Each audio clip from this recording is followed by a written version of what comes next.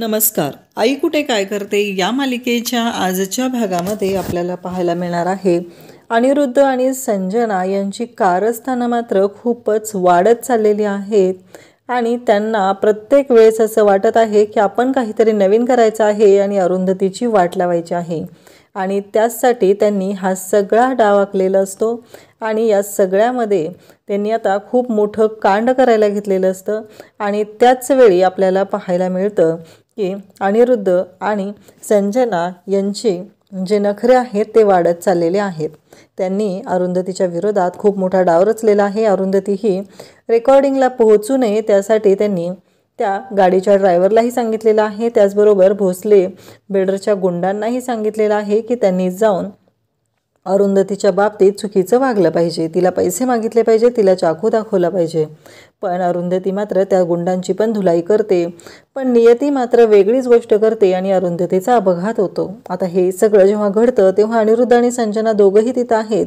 अरुंधतीला ते हॉस्पिटलमध्ये घेऊन जातील का आणखी काय होईल हे आपल्याला पाहायला मिळणार आहे. अशाच अपडेटसाठी चॅनलला सबस्क्राईब करा आणि यासाठी हा व्हिडिओ शेवटपर्यंत पहा. तर इकडे यशला नितीन भेटायला आलेला असतो, अनिश आलेला असतो आणि ते बोलत असतात. नितीन आणि अनिश यांचं म्हणणं असतं की यश तुला माहिती आहे ना ती संजना कशी आहे, मग तू का असा रिॲक्ट झाला. तेव्हा यश म्हणतो की ती ना आईच्या जीवावर उठलेली आहे, आईचं गाणं बंद व्हावं यासाठी ती प्रयत्न करत आहे. हे सगळं बोललं जात असतं. तेव्हा मात्र इकडे नितीन म्हणत असतो की अरे पण तुला माहिती आहे ना तू एवढा हायपर व्हायची गरज नाही आहे, तू हायपर झाला तर त्यांना त्या गोष्टीचा फायदा होतो आणि ते सगळं त्या मुद्दाम करत असतात, तुला माहिती आहे ना असं म्हणत यशला समजून सांगत असतात. यश म्हणत असतो पण मला कळतच नाही आहे आईच्या बाबतीत कुणी असं कसं वागू शकतं, यामुळं मला त्रास होतोय. हे सगळं बोललं जात असतं. तेव्हा मात्र इकडे यश म्हणतो बरं मी तुम्हाला आल्यापासून माझंच सांगत बसलोय, माझेच प्रॉब्लेम मी सांगत आहे, तुम्ही का भेटायला आलेला ते तरी सांगा मला. असं म्हटल्यानंतर इकडे नितीन सांगू लागतो की अरे अनिशने घर घेतलंय ना इथे, ते दाखवायला आलेलं तुला घेऊन इथं, असं बोलत असतो. तेव्हा मात्र इकडे पाहायला मिळतं की नितीनने सांगितल्याबरोबर यश म्हणतो काय सांगताय. तेव्हा अनिश म्हणतो की हो आत्ता ईशाची इच्छा होती ना इथेच देशमुखांच्या बंगल्याच्या जवळच घर असलं पाहिजे म्हणून इथे फ्लॅट घेतलेला आहे. हे सगळं बोललं जात असतं आणि तेव्हा मात्र आपल्याला पाहायला मिळतं की इकडे अनिश पण खुश असतो आणि त्याचबरोबर नितीन सांगू लागतो की आणखी एक महत्त्वाची गोष्ट घडलेली आहे ती म्हणजे की तुझं स्टुडिओ पण होतं इथे. तेव्हा यश म्हणतो पण माझ्याकडे एवढे पैसे नाही आहेत. तर अनिश म्हणतो अरे आता तू स्वतःच्या स्टुडिओमध्ये काम करणार आहे. तर इकडे अनिशला यश म्हणत असतो पण माझ्याकडे एवढे पैसे नाही आहेत, मी कसं स्टुडिओ घेणार आहे. हे सगळं चालू असतं. तेव्हा लगेचच नितीन सांगू लागतो की अरुंधतीने हाफ पेमेंट केलेला आहे आणि बाकीचं इन्स्टॉलमेंटवर ठेवलेलं आहे. हे ऐकल्यानंतर यश म्हणतो म्हणजे आईला मिळालेले जो ॲडव्हान्सचे पैसे आहेत ते तिने सगळे आमच्यासाठी भरले. तेव्हा अनिश म्हणतो हो माझं डिपॉझिट पण त्यांनीच दिलेलं आहे, माझ्याकडे तरी कुठं तेवढे पैसे होते ना. तेव्हा यश म्हणतो ही आई अशी आहे, प्रत्येक वेळेस दुसऱ्यांसाठी जगणारी, प्रत्येक वेळेस ती दुसऱ्यांचा विचार करते आणि आईच्या बाबतीत जेव्हा कोणी चुकीचं वागत असेल तर ते मला अजिबात सहन होत नाही. हे सगळं यश सांगत असतो. त्यानंतर आपल्याला पाहायला मिळतं की इकडे घरी सगळेजण बसलेले असतात. तेव्हा कांचन म्हणते की आता यश आणि आरोहीचंही सगळं व्यवस्थित चालू आहे, अनघा आणि आरोहीमधलं भांडण मिटलेलं आहे. अरुंधती मला काय वाटतं माहिती आहे का, आपण ना घरात पूजा घालूया आणि त्याचबरोबर ईशा पण आता नांदायला जाणार आहे, तिची पाठवणी केली पाहिजे, मग आपण पूजा घालूया आणि ती पूजा आहे ना त्या दोघांच्याच हस्ते घालूया म्हणजे त्यांच्या पण सुखी संसाराला सुरुवात होईल. हे सगळं बोलणं चालू असतं. तेव्हा अरुंधती म्हणते खूपच छान कल्पना आहे. अनघा पण म्हणत असते की खरंच खूप छान गोष्ट आहे ही, आपण असंच करूया. असं त्यांच्या सगळ्यांचं बोलणं चाललेलं असतं आणि त्याचबरोबर इकडे कांचन म्हणत असते की एवढी भारी गोष्ट आहे कारण एवढं सगळं व्यवस्थित होत आहे, ईशाचा संसार पण मार्गी लागत आहे, तिने सगळ्या गोष्टी समजून घेतलेल्या आहेत.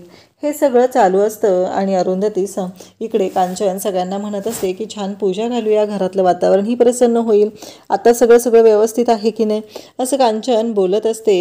आणि त्याचबरोबर आपल्याला पाहायला मिळतं की कांचनचं हे सगळं जे बोलणं चालू असतं तेव्हा मात्र कांचन म्हणत असते की काहीही झालं तरीही या सगळ्या ज्या गोष्टी आहेत त्यासाठी आपल्याला विचार तर करावाच लागणार आहे आणि मग आपण पूजा घालून छान अशी सुरुवात करूया. सगळेजण कांचनच्या या बोलण्याला होकार देतात. त्यानंतर आपल्याला पाहायला मिळतं की इकडे कांचन जे बोलत आहे त्यामुळं घरात आनंदाचं वातावरण झालेलं आहे आणि अनिशला बोलवून घ्यायचं असं कांचन म्हणत असते. तेवढ्यात यश, अनिश, नितीन सगळेजण तिथं घरी आलेले असतात आणि सगळेजण म्हणतात की अरे हे दोघं तर आलेलेच आहेत, म्हणजे अनिश त्याचबरोबर नितीन हे आलेले आहेत याचा आनंद सगळ्यांना झालेला असतो. आणि मग अनिश आलेला पाहून सगळेजण ईशा आणि अनिशची मस्करी करत असतात. तेवढ्यातच ईशाला बोलवून घेतलं जातं. ईशाला सांगितलं जातं की ईशा ये लवकर. ईशा पण येते आणि सगळे खुश आहेत. ही गोष्ट तर आपल्याला चांगलीच माहिती असते. त्याचबरोबर इकडे पाहायला मिळतं की या सगळ्या गोष्टी जेव्हा घडत असतात तेव्हा मात्र यांना कुणालाच कल्पना नसते की अनिरुद्ध आणि संजनाने येऊन जाऊन काय गोंधळ घातलेला आहे. सगळेजण बसलेले असतात आणि मग नवीन घर होतंय म्हणून ईशाची मस्करी करत असतात. सगळ्यांना असं वाटत असतं की ईशाला आपण थोडंसं बोललं पाहिजे, तिला चिडवलं पाहिजे. या सगळ्या गोष्टी त्यांच्या चाललेल्या असतात. त्याचबरोबर इकडे आता नितीन म्हणत असतो की यश तुझं पण स्टुडिओ होत आहे, त्याचबरोबर अनिश आणि ईशाचं घर होत आहे, तर आपण लवकरच या सगळ्या गोष्टींची तयारी करूया. आणि ईशा आणि त्याचबरोबर हे सगळेजण सुखात आहेत. आता त्यांचा सुखाचा संसार सुरू होत आहे, तर त्याची सुरुवात ही पूजेनं केली पाहिजे असं सगळ्यांचं म्हणणं असतं. आणि त्याचबरोबर सगळेजण आता ईशा आणि अनिशची मस्करी करू लागतात. तेव्हा ईशाला सगळे म्हणत असतात की काय बाबा तुझं स्वतःचं घर होतं, आम्हाला बोलवणार ना. तेव्हा ईशा सांगते की हो, आम्ही शिफ्ट झालो, सगळं व्यवस्थित झालं की मग पूजा करणार आहे त्यावेळेस बोलवतो. आणि त्याचबरोबर मग थोडंसं इंटेरियरही करून घ्यायचं आहे. त्याचबरोबर ईशा सगळ्यांच्या समोर अनिशला म्हणते की मी एक सोफाही बघितलेला आहे, तर आपल्या बजेटमध्ये आहे, बघूया ना आपण. तेव्हा अनिश पण म्हणतो हो. मग सगळेजण त्यांना चिडवत असतात. त्याचबरोबर अनिश सांगत असतो की आजी पण येणार आहे ना, तर थोडं आजीच्या दृष्टीने पण कम्फर्टेबल घर असलं पाहिजे, त्याचाही थोडासा आम्ही विचार करत आहोत. हे सगळं चालू असतं आणि इकडे कांचन मात्र हसत असते, कारण फायनली कुठंतरी मनापासून ह्या गोष्टी घडत असतात. मनापासून सगळ्या गोष्टी छान अशा घडत असतात. सगळं असं खूप छान होत असतं आणि सगळ्यांनाच आनंद झालेला असतो. मग अरुंधती म्हणते की सुलेखाताई तयार झाल्या. त्यावेळेस आणि सांगू लागतो की हो, सुरुवातीला आजी या गोष्टींसाठी तयार नव्हती, पण नंतर मात्र ती तयार झाली आहे. आणि तिला मी सांगितलं की काही दिवस आश्रमात राहा, काही दिवस इकडे राहा, मग आजी तयार झालेली आहे असं आणि सांगत असतो. सगळ्यांनाच खूप छान वाटत आहे. फायनली अरुंधती म्हणते ईशावर पण कोणाचा तरी वचक असलाच पाहिजे, त्यामुळं सुलेखाताईसोबत येत आहेत तर ही गोष्ट खूपच चांगली आहे असं अरुंधतीचंही म्हणणं असतं. आणि मग अरुंधती सांगू लागते की चांगली गोष्ट आहे, सुलेखाताई यायला तयार झालेत ना, मग माझं टेन्शनच नाही आहे. तेव्हा यश म्हणतो पण आई तुझ्या एक गोष्ट लक्षात आली आहे का. तेव्हा सगळेजण म्हणू लागतात काय रे यश. तेव्हा यश म्हणतो कसं आहे, ही आपल्या घरातून जाणार म्हणजे आपण सुखात असणार आहोत, आपल्या घरात शांतता असणार आहे. अनिश बघ बाबा, विचार करतो नक्की काय होणार आहे ते, असं तो चिडवत असतो. तेव्हा ईशा म्हणत असते काय रे तू असं मुद्दाम करतोयस ना अनिशला माझ्या बाबतीत, असं बोलत असतो. आणि त्याचबरोबर ईशा म्हणत असते की यश मी काय इथं येतच राहणार आहे. तेव्हा कांचन म्हणते हो, हे तिचं पण घर आहे, ती कधी पण येऊ शकते. तेव्हा यश तिला म्हणत असतो नाही, फक्त राखी पौर्णिमेला आणि भाऊबीजेलाच तू यायचं आहे, त्यानंतर तू इथे यायचं नाहीस, असं तो मुद्दामच इकडे ईशाला चिडवत असतो.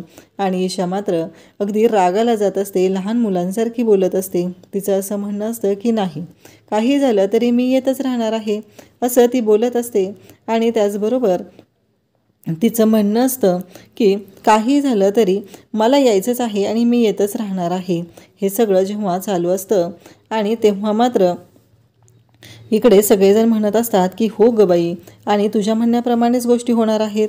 हे चालू असतं. आणि मग कांचनला म्हणू लागतात की कांचन, आप्पा म्हणत असतात की सगळं मुलांच्या म्हणण्याप्रमाणे होतं आहे. यश चिडवत असतो की आप्पा तुम्ही घेऊन गेला नाही ना आजीला. तेव्हा आप्पा म्हणतात की कुठे घेऊन गेलो नाही मी आजीला तुझ्या, तर तुम्ही गोव्याला गेलेलात ना. आणि त्याच वेळेस तिथे पोलीस येतात. यश देशमुख कुठं आहे असं विचारतात आणि पोलिसांनी जेव्हा यश देशमुख कुठं आहे हे विचारलेलं असतं तेव्हा सगळ्यांना धक्का बसतो. ते म्हणतात की तुम्ही संजना देशमुख यांना मारण्याची धमकी दिलेली आहे आणि तुम्ही त्यांना धमकावलेलं आहे, चाकू हातात घेऊन धमकावलेलं आहे, तुम्हाला पोलीस स्टेशनला यावं लागेल. अरुंधती, आरोही सगळेजण समोर जातात आणि म्हणू लागतात की त्यांनी काहीच केलेलं नाही, कारण आम्ही सगळेजण इथे इथंच होतो. तेवढ्यात अनिरुद्ध आणि संजना तिथे येतात आणि ते म्हणू लागतात की जाऊ दे, जरा त्याला जेलमध्ये जाऊन येऊ दे, त्याच्याशिवाय त्याला पण अक्कल येणार नाही आणि त्याच्यामध्ये सुधारणा होणार नाही, हे सगळं बोललं जात असतं. तेव्हा कांचन त्याचबरोबर सर्वजण घरातले तिथं आहेत. त्यांनाही खूप मोठा धक्का बसलेला असतो की हे सगळं आपण काय ऐकतोय. आणि अनिरुद्धला सगळेजण म्हणत असतात की तू काय करतोयस, हे कळतंय का तुला. पण अनिरुद्ध म्हणत असतो की नाही, मी काय चुकीचं करत नाही आहे. अनिरुद्ध म्हणत असतो की काहीही झालं तरीही मी जे काही आत्ता करत आहे ते बरोबरच करत आहे. स्वतःच्या मुलाला तुरुंगात टाकतोय असं आप्पा आणि कांचन म्हणतात. तेव्हा अनिरुद्ध म्हणू लागतो, तुम्ही काय केलेलं, तुम्हीही स्वतःच्याच मुलाला तुरुंगात टाकलं होतं.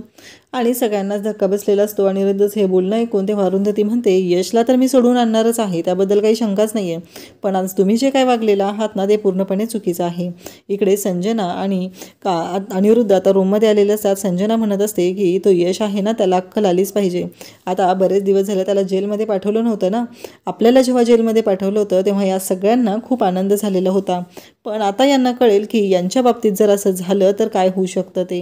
कारण हे प्रत्येक वेळेस आपल्याशी चुकीच्या पद्धतीनं वागत आहेत आणि आपण मात्र शांतपणे सगळ्या गोष्टी सहन करायच्या आहेत, हे अजिबात होणार नाही. तेव्हा अनिरुद्ध म्हणतो की राहू दे जरा जेलमध्ये, त्याला मागं पण गेला होता, आता पण जाऊ दे, म्हणजे त्याला अक्कल येईल. तेव्हा अरुंधती म्हणते, स्वतःच्या मुलाबद्दल बोलताय तुम्ही, एवढं लक्षात ठेवा, त्याला जेलमध्ये पाठवून तुम्हाला काय आसुरी आनंद मिळत आहे. तेव्हा अनिरुद्ध म्हणतो की हो, मला आसुरी आनंद मिळत नाही, पण तो जे काय वागत आहे त्याचीच फळं त्याला भोगावी लागत आहेत. तेव्हा अरुंधती म्हणते की त्याने चुकीचं काय वागलेलं होतं ते सांगा बरं मला, तुम्ही त्याला असं जेलमध्ये पाठवलेलं आहे, चुकीचं काय केलं होतं त्याने.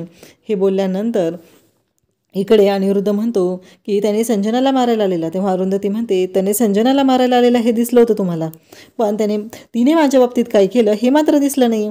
आता तर मला शंकाच आलेली आहे की तुम्ही दोघांनी हे सगळं संगनमताने तर केलेलं नाही आहे ना माझ्या विरोधातलं कारस्थान.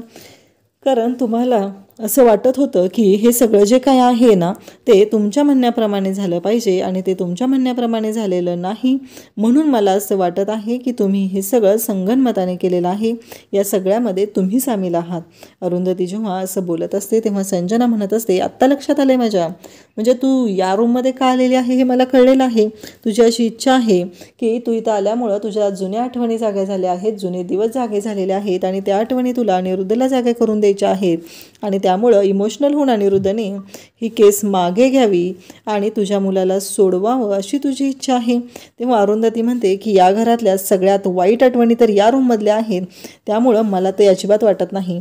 इकडे नितीनने यशला सोडवून आणलेलं असतं. तेव्हा यश म्हणतो की खरंच थँक्यू, आज तुमच्यामुळं मी इथे परत आलेलो आहे आणि हे सगळं जे घडलेलं आहे त्यासाठी अनिरुद्ध आणि संजना जबाबदार आहे, त्यांच्यामुळे हे सगळं घडलेलं आहे.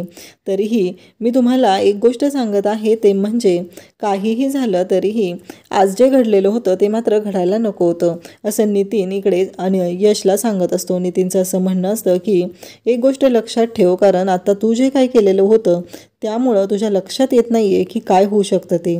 आणि त्याचबरोबर इकडे संजनाला पण बोलत असते. अरुंधती म्हणत असते की आत्ता माझ्या लक्षात आलेलं आहे की हे सगळं कोणी केलेलं आहे, या सगळ्याला कोण जबाबदार आहे हे आत्ता मला कळलेलं आहे. आणि काहीही झालं तरीही ज्या गोष्टी घडत असतात त्या गोष्टींना मात्र कोणीच थांबवू शकत नाही.